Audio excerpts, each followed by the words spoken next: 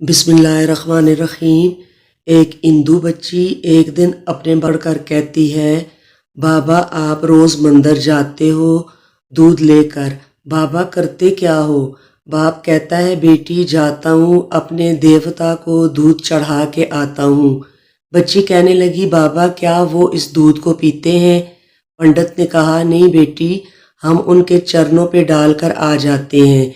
बेटी कहती है, बाबा फिर आप दूध लेकर क्यों जाते हैं जब वो पीते नहीं हैं? बाप कहता है, बेटी अजीब बात करती हो, पत्थर भी कभी पिया करते हैं। बच्ची कहने लगी, बाबा कल आप नहीं मैं जाऊंगी और दूध पिला कर आऊंगी। बाप ने कहा, बेटी जाना ज़रूर, लेकिन ये जिद ना कर, कह दूध पिला कर आऊंगी। बच्ची ने कहा, बाबा इजाज़त तो दें। पंडित ने कहा, बेटी मर्जी तेरी। दूसरे दिन बच्ची ने दूध लिया, मंदिर पहुंची, जाकर मंदिर में कहने लगी, अगर तू मेरा खुदा है तो ये दूध पी। मगर पत्थर कभी बोला नहीं करते, कोई जवाब नहीं आया। बच्ची की आंख में आंसू आ गए, कहने लगी, मैं उस वक्त तक वापस नहीं जाऊंगी जब तक तू दूध नहीं पिएगा। इसरार पे इसरार, कोई जवाब न आया।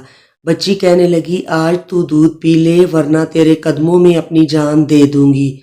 बच्ची अपना सर बुत के आगे ज़मीन पर मारना शुरू कर देती है, सर से खून बहना शुरू हो जाता है। बच्ची रो रही थी कि अचानक गलियों से एक बुज़ुर्ग का गुज़र हुआ। दुनिया उस बुज़ुर्ग को मोइनुद्दीन चिश्ती के नाम से जानती है। आप रहमतुल्लाह अलैह ने बच्ची को रोते देखा और बच्ची के करीब आए। फरमाया, बेटी क्या मामला है, क्यों रो रही हो? बच्ची ने ख्वाजा गरीब नवाज रहमतुल्लाह अलैह का चेहरा देखा और कहा, बाबा आप अपना काम करें और मुझे अपना काम करने दें। ख्वाजा गरीब नवाज रहमतुल्लाह अलैह ने फरमाया, बेटी बता तो सही बात क्या है? बच्ची ने कहा, बाबा बात यह है कि ये मेरा खुदा है, मैं इससे कहती हूँ दूध पी, मगर ये पीता नहीं है। आपने समझाया, बेटी ये पत्थर है, दूध नहीं पिएगा। उसने कहा, मैंने कसम खाई है जब तक ये दूध नहीं पिएगा मैं वापस नहीं जाऊंगी। या इसको दूध पीना पड़ेगा या फिर मैं अपनी जान दे दूंगी। सरकार गरीब नवाज रहमतुल्लाह अलैह उसकी बात सुनकर मुस्कुराए। बेटी ये तेरा फैसला है? कहती है, हाँ बाबा ये मेरा फैसला है।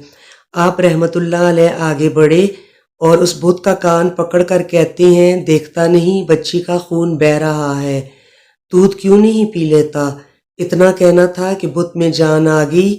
हाथ आगे बढ़ते हैं, बुत ने हाथ में प्याला उठाया और दूध पीना शुरू कर दिया। बच्ची मुस्कुरा रही है, उसका काम हो चुका है।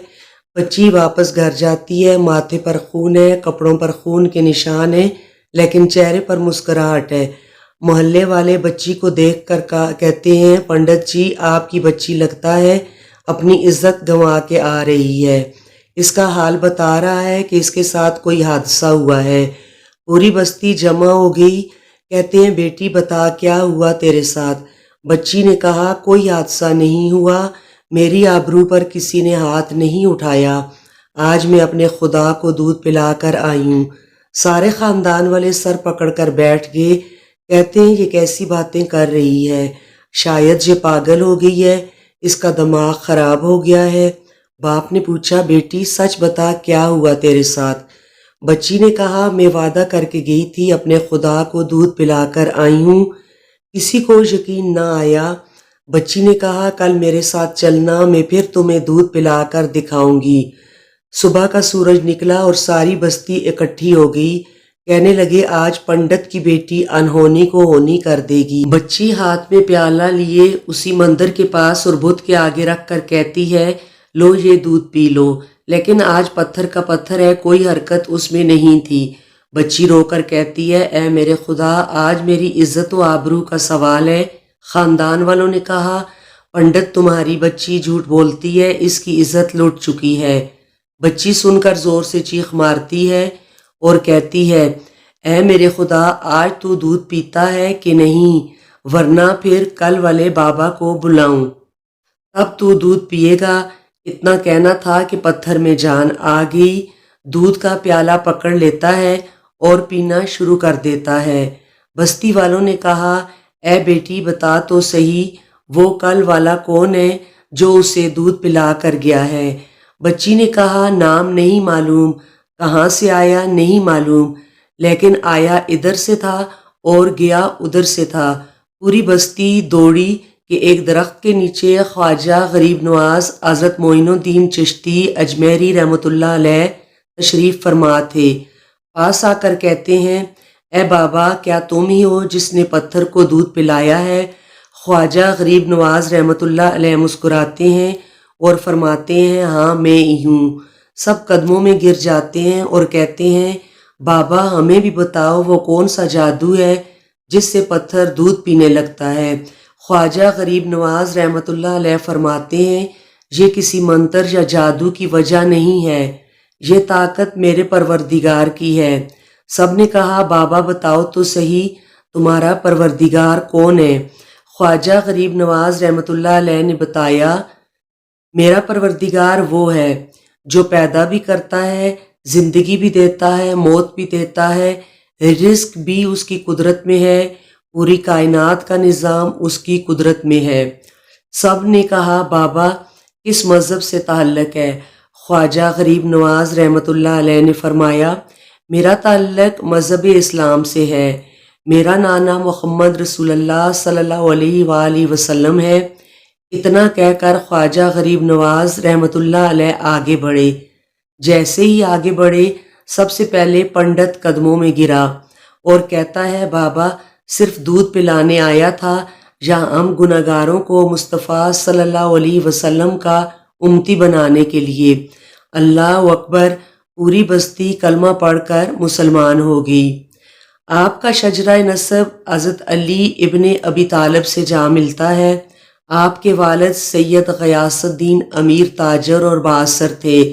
سید غیاث الدین صاحب ثروت ہونے کے ساتھ ساتھ ایک عابد و زاہد شخص بھی تھے۔ دولت کی فراوانی کے باوجود معین الدین چشتی بچپن سے ہی بہت قناعت پسند تھے۔ معین الدین کی والدہ کا اسم گرامی بی بی سیدہ مانور ہے۔ آپ نے ابتدائی تعلیم اپنے والد ماجد سے حاصل کی اور اس کے بعد حفظ قرآن پاک کی تکمیل فرمائی۔ بعد حفظ قرآن پاک ابھی تعلیم آگے جاری تھی کہ جب آپ کی عمر صرف 15 سال تھی والد کا سایہ سر سے اٹھ گیا۔ ایسے لمحات میں آپ کی والدہ سید بی بی نور نے بڑی استقامت کا ثبوت دیا اور بڑے حوصلے کے ساتھ بیٹے کو سمجھایا اور کہا فرزند زندگی کے سفر میں ہر مسافر کو تنہائی کی اذیتوں سے گزرنا پڑتا ہے۔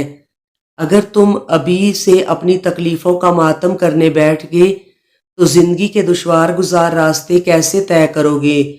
تمہارے والد کا ایک ہی خواب تھا کہ ان کا بیٹا علم و فضل میں کمال حاصل کرے، چنانچہ تمہیں اپنی تمام تر صلاحیتیں تعلیم کے حصول کے لیے ہی صرف کر دینی چاہیے۔